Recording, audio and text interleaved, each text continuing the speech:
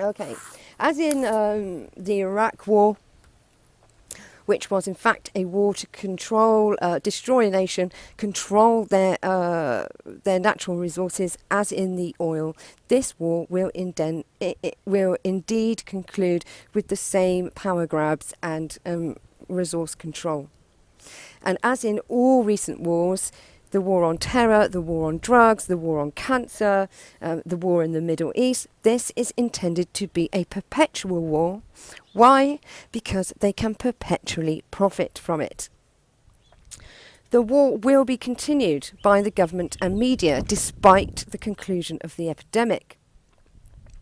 The United Nations and the World Health Organization are in fact the brigadiers in this war. The government are the colonels and the police state are in fact the ground troops. They are creating a restrictive technological control open air prisoner of war camp for us. In this way we will have no choice but to depend on their synthetic owned systems. And we will not be allowed to profit from natural technologies and our natural God-given rights to enjoy our lives as we see fit. And just as the war did not begin with the virus, it will not end with it either. The epidemic will end, but the threat of the return of the virus will be kept at a low level. You will be told about more possible peaks and waves. These will not happen, and you will have perhaps annual reruns, and this will allow them to keep the restrictive measures in place in terms of social distancing, travel restrictions and surveillance. Now, they are already starting to circulate the idea that all these measures they've put in place are in fact in line with what we should be doing anyway to combat climate change. Now, don't get triggered, but this is just, in fact, another illusion. CO2 is a non-enemy. It is not a poison, and it is not harmful. Nature will deal with it and balance it out. We cannot hope to ever affect it.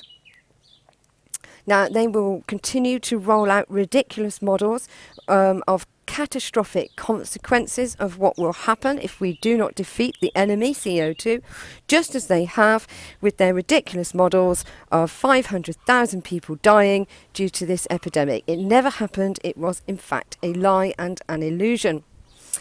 We will be told to keep the restrictive measures in place to save the planet. We have been conditioned now to live according to what is essential. Essential travel only, essential activity only. And of course, it is they who decide what is essential. Living a natural way is not essential.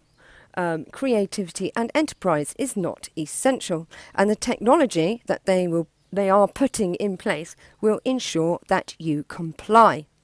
They want us to live in smart cities. Living in the countryside will be deemed environmentally unfriendly and wasteful. They want autonomous cars. And everything you do and everything you own will be hooked up to the internet to make sure you are living an essential only life and not being wasteful. Everything will be hooked up to the Internet of Things through the 5G network and smart meters. Oh, and by the way, they are completely obsessed with transhumanism and would love to merge humans with this machine also. Now, just as they planned very well how to use an epidemic to their own ends, they planned very well how to use climate change also. Now, I'm going to give you a quote. And this quote came from the First Global Revolution. It was a report by the Council of the Club of Rome. Now, you need to look at who the Club of Rome is. Of course, they are global corporatists.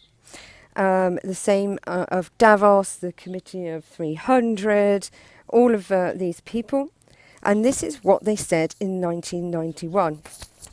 In searching for a new enemy to unite us, we came up with the idea of pollution. The threat of global warming, water shortages, famine and the like would fit the bill. Well, you can insert pandemic there also. All of these dangers are caused by human intervention, and thus the real enemy is humanity itself. We believe humanity requires a common motivation, namely a common adversary, in order to realise world government. It does not matter if this common enemy is a real one or one invented for the purpose. Just think about that.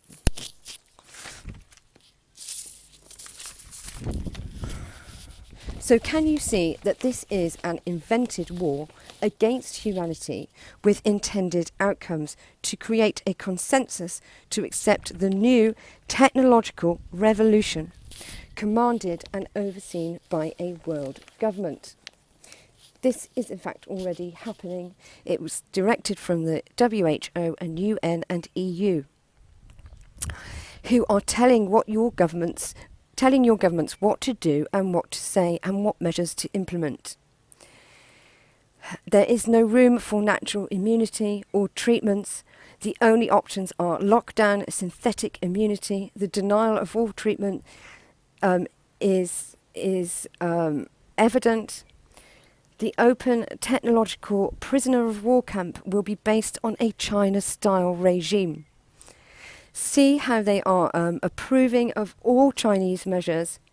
Chinese society is in fact the model. They are now making a bold move, and it is nothing to do with defeating the virus or nothing to do with climate change.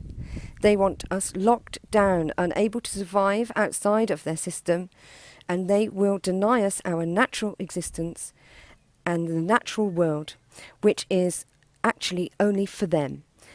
Nature is only for them to plunder.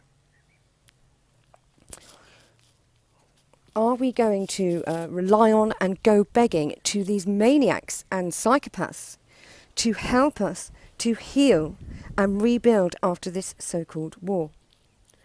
Are we going to sit around and wait and see if they give us back our rights, our natural rights and our natural humanity?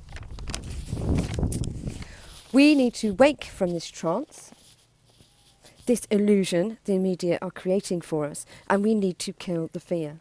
We need to realise who the enemy is. They are in fact global corporate fascists, and they have more money and more power than our governments. Now, you need to speak up if you think we are going down the wrong road, because this will encourage others to speak up also, and we need to start withdrawing our consent. This actually does worry them, and they will start to roll back their plans, because this is why they work so hard to convince you.